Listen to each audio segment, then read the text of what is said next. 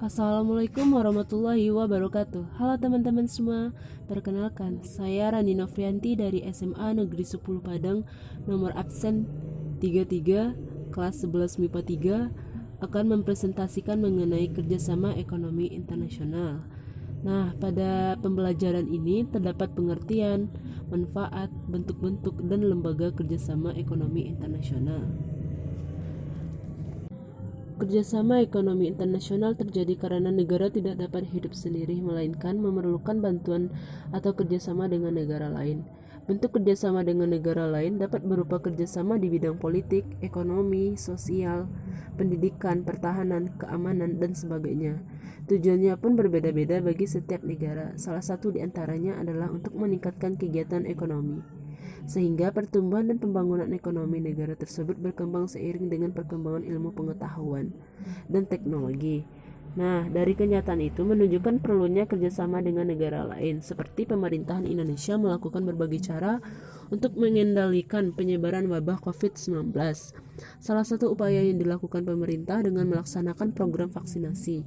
Indonesia menjalin kerjasama dengan berbagai negara dalam pengadaan vaksin COVID-19, salah satunya yaitu negara Tiongkok.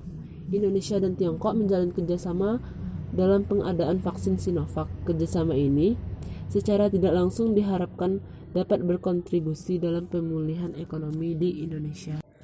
Adanya kerjasama internasional membuktikan bahwa tidak ada negara yang dapat memenuhi semua kebutuhannya sendiri. Nah, selanjutnya kita masuk kepada pengertian kerjasama ekonomi internasional. Kerjasama internasional adalah bentuk hubungan yang dilakukan oleh suatu negara dengan negara lain yang bertujuan untuk memenuhi kebutuhan rakyat dan untuk kepentingan negara-negara di dunia, atau juga dapat diartikan sebagai bentuk kerjasama antar negara yang melibatkan dua atau lebih negara dalam bidang tertentu, seperti kerjasama di bidang politik, sosial, pertahanan, keamanan, kebudayaan, dan ekonomi yang berpedoman pada politik di luar negeri masing-masing. Bagi suatu negara, kerjasama ekonomi internasional diperlukan untuk mendukung kepentingan ideologi, hukum, politik, serta mempertahankan dan keamanan negara yang bersangkutan.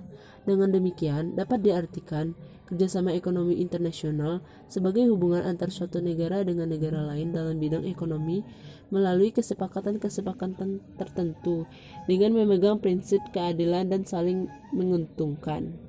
Nah, selanjutnya kita masuk yang kedua, manfaat kerjasama ekonomi internasional. Setiap negara berusaha memperoleh manfaat dari kerjasama ekonomi internasional.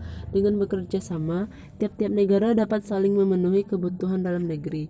Manfaat kerjasama internasional bagi negara yang terlibat antara lain meningkatkan keuangan negara, meningkatkan investasi, meningkatkan daya saing ekonomi, menambah devisa negara, memperkuat posisi perdagangan, mendorong transfer teknologi, dan menjaga kestabilan harga dalam negeri, serta memperluas ketersediaan lapangan kerja.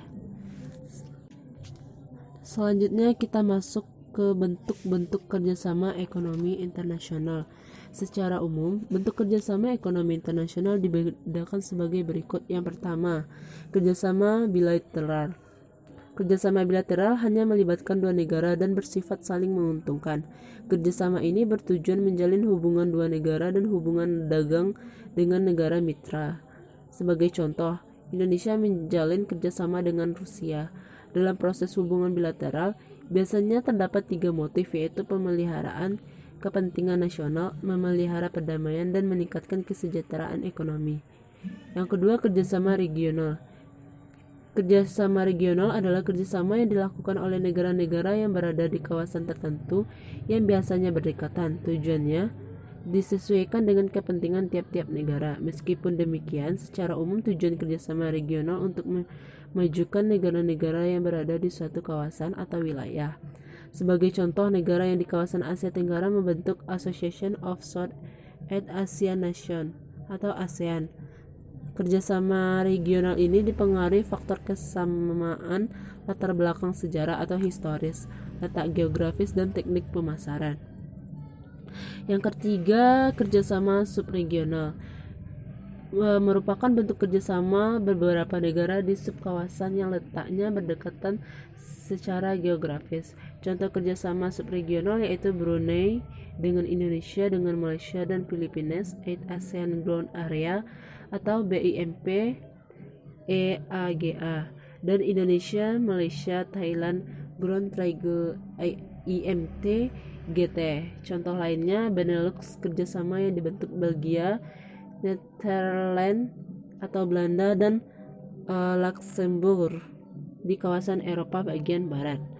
Yang keempat, kerjasama antar regional, melibatkan beberapa negara dalam satu kawasan dengan negara-negara lain di kawasan berbeda. Contoh kerjasamanya adalah kerjasama negara-negara ASEAN atau ASEAN Member States atau AMS dan negara-negara mitra dagang atau ASEAN Foreign Partners atau AFP, meliputi Australia, Tiongkok, India, Jepang, Korea Selatan, dan New Zealand. Contoh lainnya adalah kerjasama negara-negara ASEAN dengan negara-negara Uni Eropa. Yang terakhir, kerjasama multilateral, makin berkembangnya karena berpengaruh oleh arus globalisasi ekonomi. Globalisasi ekonomi memungkinkan terjalinnya konektivitas antar ruangan dan waktu di dunia. Pada kerjasama ini seolah-olah tidak ada batasan ruang dan waktu. Contoh kerjasama multilateral adalah World Trade Organization atau WTO yang diikuti hampir seluruh negara Indonesia. Nah, yang terakhir kita masuk kepada lembaga-lembaga kerjasama ekonomi internasional.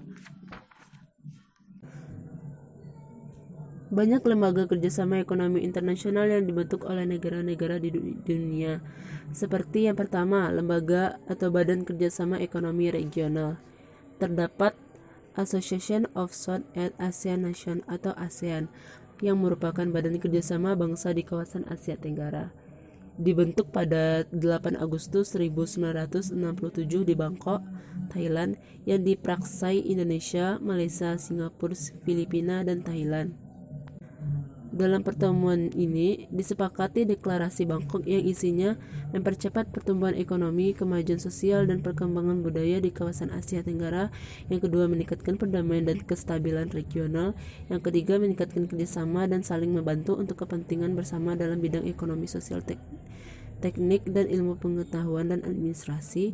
Yang keempat, memelihara kerjasama yang erat di tengah organisasi regional dan internasional, serta meningkatkan kerjasama untuk memajukan pendidikan, latihan, dan penelitian di kawasan Asia Tenggara. ASEAN memiliki tujuan utama yaitu mengadakan kerjasama antar negara-negara anggota ASEAN di bidang ekonomi, sosial, dan budaya. Yang kedua, ASEAN Free Trade Area atau AFTA merupakan lembaga kerjasama perdagangan bebas di kawasan Asia Tenggara. Pembentukan AFTA berawal dari pertemuan negara ASEAN pada KTT 4 ASEAN di Singapura pada Januari 1992. AFTA adalah kesepakatan perdagangan bebas antara negara-negara yang tergabung dalam ASEAN. Tujuan pemberlakuan AFTA antara lain meningkatkan pertumbuhan ekonomi yang merata dan berkesinambungan, meningkatkan ekspor dan impor, serta meningkatkan investasi bagi negara ASEAN. Yang ketiga, Masyarakat Ekonomi ASEAN atau MEA. Dibentuk untuk mewujudkan integrasi ekonomi negara-negara anggota ASEAN, yaitu tercapainya wilayah ASEAN yang aman dengan dinamika pembangunan lebih tinggi dan terintegrasi. MEA dimaksudkan untuk mengataskan kemiskinan serta meningkatkan pertumbuhan ekonomi guna mencapai kemakmuran secara merata dan berkelanjutan. Yang keempat, ASEAN Development Bank atau ADB, dibentuk negara-negara ASEAN untuk memfasilitaskan perkembangan sosial dan ekonomi di kawasan Asia. ADB dibentuk pada 22 Agustus 1966 yang bertujuan memberikan bantuan kepada negara-negara Asia yang sedang melaksanakan pembangunan. Yang kelima, ASEAN Pacific Economic Cooperation atau APEC, merupakan forum kerjasama negara-negara di kawasan ASEAN Pasifik. APEC dibentuk pada November 1989 di Canberra, Australia. Tujuannya untuk menjalin kerjasama di bidang perdagangan, investasi, dan pariwisata, memperkuat perdagangan internasional negara-negara di ASEAN Pasifik dan negara lain, mengurangi hambatan perdagangan internasional, serta meningkatkan kualitas sumber daya manusia. Selanjutnya, Uni Eropa. Uni Eropa atau European Union atau EU merupakan lembaga kerjasama ekonomi dan sosial negara-negara di Eropa. Uni Eropa merupakan blok regional paling terintegrasi, beroperasi sebagai pasar tunggal dengan mata uang bersama euro. Pembentukan Uni Eropa diawali adanya kesepakatan Traktat Roma pada 1957 di Roma, Italia. Tujuannya antara lain menghilangkan hambatan perdagangan bebas, memajukan kehidupan ekonomi dan sosial masyarakat Eropa, memobilisasi potensi ekonomi, menyatukan perekonomian di wilayah pemasaran bersama, serta meningkatkan daya saing negara-negara anggota Uni Eropa terhadap perekonomian internasional. Selanjutnya, Sound Association for Regional Cooperation atau SARAC merupakan forum kerjasama negara-negara di kawasan Asia Selatan. SAARC dibentuk pada 8 Desember 1985 yang diperaksai negara Bangladesh, Bhutan, India, Maladewa, Nepal, Pakistan, dan Sri Lanka. SARC atau SAARC bertujuan mendorong pertumbuhan ekonomi negara-negara di kawasan Asia Selatan. Yang kedua adalah lembaga atau badan kerjasama ekonomi internasional. Terdapat Bank Indonesia. Yang pertama yaitu Bank Dunia. Merupakan badan khusus PBB di bawah naungan Economic and Social Council atau ECOSOC. Tujuan pembentukan Bank Dunia antara lain membantu rekonstruksi dan pembangunan negara anggota melalui fasilitas investasi produktif, memberikan pinjaman investasi swasta, mendorong perkembangan jangka panjang dalam perdagangan antar negara, mendorong perkembangan atau mempengaruhi investasi internasional, serta menyusun pinjaman yang dijamin terkait pinjaman internasional melalui sumber lain, serta memberikan pinjaman investasi swasta. Yang kedua, International Monetary Fund atau IMF bertujuan mengatur pembayaran investasi atau pembayaran internasional akibat perang. IMF bertindak sebagai pengawasan nilai tukar mata uang dunia. IMF memberikan pinjaman dana kepada suatu negara untuk membantu masalah keuangan. IMF berperan mengawasi bekerjanya sistem keuangan internasional, membantu stabilisasi nilai tukar dan model hubungan nilai tukar antara negara anggota, serta membantu negara anggota dalam memulihkan kesulitan neraca pembayaran dengan memberikan kredit jangka pendek dan cadangan mata uang atau devisa. Yang ketiga, Islamic Development Bank atau ISDB merupakan lembaga ekonomi yang dibentuk oleh Organisasi Konferensi Islam atau OKI pada 24 Juli 1975, bertujuan untuk meningkatkan kualitas kehidupan sosial ekonomi negara anggota dan masyarakat muslim di negara bukan anggota, kehidupan sosial ekonomi negara atau bukan anggota berdasarkan prinsip Islami atau syariah. ISDB menerapkan strategi yang difokuskan pada pembangunan manusia, pembangunan pertanian dan ketahanan pangan, pembangunan infrastruktur, kerjasama perdagangan antar negara anggota, pembangunan sektor swasta, serta pengembangan di bidang ekonomi, perbankan, dan keuangan Islam. Selanjutnya, United Nations Industrial Development Organization atau UNIDO dibentuk pada 24 Juli 1967. UNIDO fokus pada upaya mengatasi kemiskinan melalui kegiatan industri, usaha mikro kecil dan menengah atau UMKM, meningkatkan kapasitas perdagangan, serta meningkatkan kepedulian terhadap lingkungan hidup dan pemanfaatan energi. Untuk mendukung pelaksanaan tugasnya, UNIDO memberikan bantuan teknis, program latihan, penelitian, dan penyediaan informasi. Yang kelima, Organization of the Petroleum Exporting Countries atau OPEC beranggotakan negara-negara mengekspor minyak di dunia. OPEC didirikan pada 14 September 1960 di Baghdad, Irak. Pada perkembangan selanjutnya, kantor sekretariat OPEC dipindahkan ke Vienna, Austria pada 1 September 1965. OPEC memiliki tujuan mengatur produksi dan pemasaran minyak untuk menghindari persaingan usaha tidak sehat, memelihara kestabilan harga minyak mentah dalam upaya menstabilkan lingkungan geopolitik, serta mengefisiensikan produksi minyak dalam rangka memenuhi kebutuhan hidup.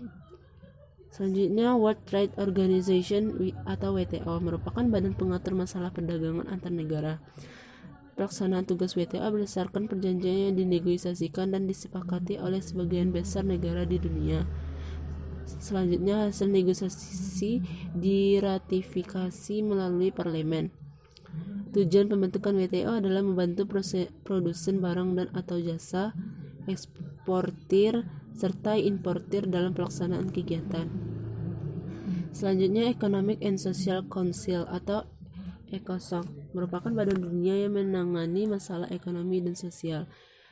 Bertugas mengordinasi kegiatan ekonomi dan sosial PBB, menampung isu-isu tentang hak asasi manusia atau HAM, serta memfasilitasi kerjasama budaya dan pendidikan internasional.